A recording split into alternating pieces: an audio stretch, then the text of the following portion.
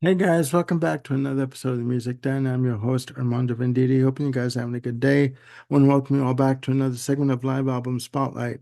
Now, this is a good one, guys. The music for this show and the video that was filmed for this concert has been made available through bootlegs over the years and in various formats.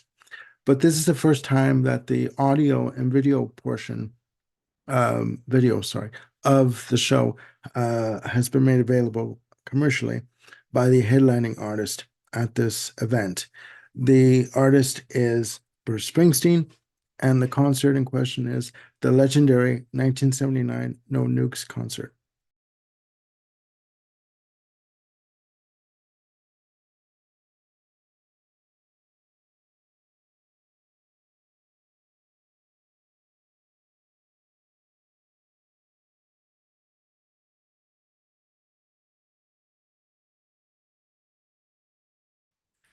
This event was put on by a group by the name of Muse, MUSE, which stands for Musicians United for Safe Energy. Now, among those musicians in this group were Jackson Browne, Bonnie Raitt, and Tom Petty were just three of these musicians that were involved in this cause. Uh, However, Bruce Springsteen did headline these shows. The shows took place on September 21st and 22nd, 1979 at Madison Square Garden. The album, when it was put together, was released on November 19th, 2021. Upon release, the album reached number 38 in Canada and number 33 in the US charts. The album was produced by Bruce Springsteen. The tracks for those 2 days were recorded as such. Tracks 1 to 5, 10 and 12 were recorded on September 22nd, and tracks 6 to 9, 11, and 13 were recorded on September 21st, in 1979. Now, backing Springsteen at this point in time were the E Street Band. This is considered to be the classic lineup of the E Street Band. Okay, so you had Bruce Springsteen on guitars, harmonica, and vocals, Roy Bittan on piano, Clarence Clemons on tenor and baritone saxophone, percussion, and backup vocals, Danny Federici on organ and glockenspiel, Gary Tallent on bass, Steve Van Zandt on guitars and backing vocals, and Max Weinberg on drums. Okay, the classic E Street Band lineup. Okay, now joining Springsteen on stage at one point during the show, you had Jackson Browne and Tom Petty on co-lead vocals and Rosemary Butler on backup vocals. Okay.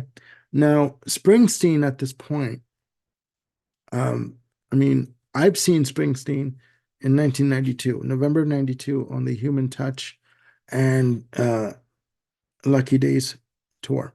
Okay. But around this time, 79, 78, 79, 80, was considered Springsteen's, by some, his zenith in terms of his live performances.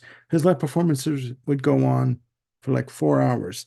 Don't quote me on this, but I do believe that he holds the record for the longest show ever, clocking in at just over 4 hours. And that show, I do believe, again, don't quote me on this, was done at the Maple Leaf Gardens in Toronto, Ontario.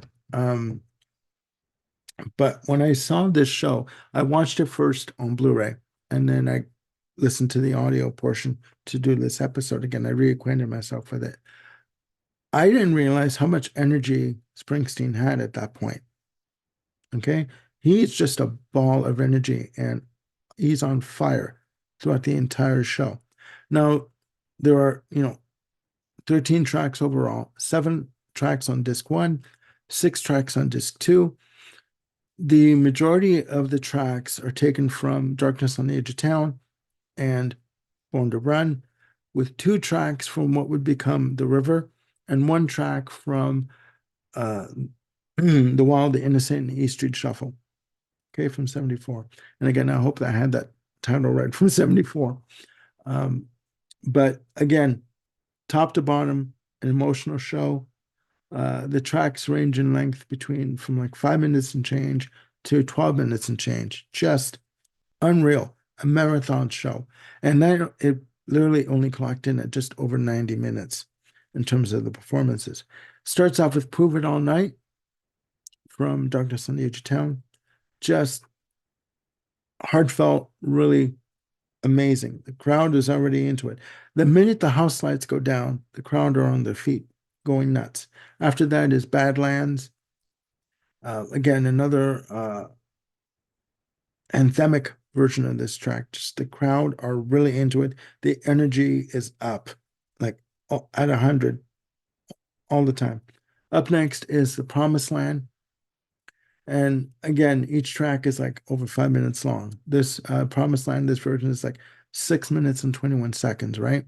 At this point, after The Promised Land, the crowd quiets down a little bit. There's a bit of a rest. Springsteen thanks everybody for coming. He hears them yelling, happy birthday. He says, oh, gee, thanks a lot. I'm officially over the fucking hill at this point. He's 30 years old. Okay. I guess when you're 29 and you hit 30, you do think that you're over the hill.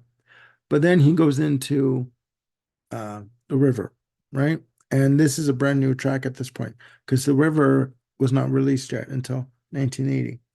And a little side note, the original title for The River, the album was going to be called The Ties That Bind. It was going to be a single album. He gave the tracks for The Ties That Bind to Columbia. He then took them back and said, I need to put more music on this. It's not ready yet. And eventually became The River. So he does a rousing rendition of The River. What I like about Springsteen is he tells stories in his songs. Okay. And it is just amazing, right? It's very heartfelt. The River talking about this guy coming from a small town, taking a job in his town, supporting his local economy, doing what his father did, and basically meeting a girl. And, with the lyric, for my 19th birthday, I got a union card and a wedding coat, meaning obviously, he met this girl, they fell in love, she got pregnant, and he had to raise a family at that young age, right? It's a very heartfelt track, very heartfelt track, very emotional. He tends to put himself, and very convincingly so, in his songs, the characters in his songs. He can convey the emotion very easily. After The River comes another track from the album on side one called Sherry Darling. Just amazing. Very raucous, very very much, an ass shaker of a track. People are on their feet. He's encouraging them to get them on their feet. Let's go. You didn't come here to sit down. You came here to have a good time. Let's go. And it's basically about, a guy who is saying to his girlfriend, I work 9 to 5 all week. On the weekends, I'm looking forward to spending my time with you. I want to spend my time with you, even if I have to put up with your mother during the week, taking her to the unemployment office to pick up her check every day. Okay. The crowd at this point, there's not one, person that is sitting down at this point in time. Everyone's into it. They're all having a good time. And then he goes into Thunder Road. What happened was he dedicated this to um, two girls that would come to his hotel when he was in New York, and they asked him for one song to do in the set. He switched it up for this track. And when you hear the opening notes of Thunder Road, the crowd go crazy. They're on their feet. And it is a beautiful track. It's a gorgeous version of it. The one thing that I like about Springsteen's albums, or live albums, I should say, that is his shows, is it's part concert, part political rally, but not overtly so. Okay. And part Sunday church sermon times 100. Okay. High energy, just feel good, ass shaking. You're not supposed to be sitting during these shows. Okay. So after Thunder Road comes a extended version of Jungle Land. Okay. 10 minutes and 10 seconds. Emotional, atmospheric. I mean, even the lyrics where, uh, with the opening lyric of Mary dancing across the porch as the front door, as the door slams, the front door slams, the screen door, and she's dancing across the porch listening to the radio, and her boyfriend shows up and he's like, please, I'm here for you. I want to spend the night with you. I want to spend time with you. Don't turn me away. I can't face myself anymore right now. I need to be with you. And it is just so heartfelt and so earnest that she goes for it. Okay. The audience is in it. They're, singing along with him. He's letting them finish off the choruses. And it's just literally like everything is electric. It's like literally goes across your skin. That's how potent it is. Okay. In terms of its delivery. And that is just disc one. Disc two starts off with Rosalita, Come Out Tonight from, The Innocent, the Wild, and the East Street Shuffle. And again, I hope I have the title right in that album because it's a quite a long album to remember. It is a 12 minute 7 second rendition of this track featuring snippets of a track called Stagger Lee by Lionel Lloyd Price. Just amazing, just amazing. This track from around 75 on has always been a concert staple and just an amazing rendition of it. The crowd are up, the band is into it. Springsteen is in control from start to finish. He leads the band. He tells them when to, take a break, go to a breakdown section, lets the audience come in, and then lets the band come back in. So, I mean, he is in control of this from start to finish. Okay. And of course, the energy between Springsteen and Clarence Clemens is amazing. It is legendary. Okay. After that is the classic Born to Run. And this version closes off the main set. The audience at this point are pretty much in tears because the emotion that he's projecting on stage and the energy that is going back and forth between the audience and Springsteen is palpable. You can literally feel what's happening, right? They all leave. They come back on stage for the encores. Starts off with Stay, the cover of Stay from Maurice Williams.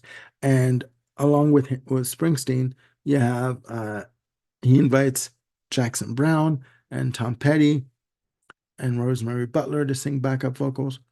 But basically, it is Springsteen is in session, like it's his court. He's a judge, jury, and executioner.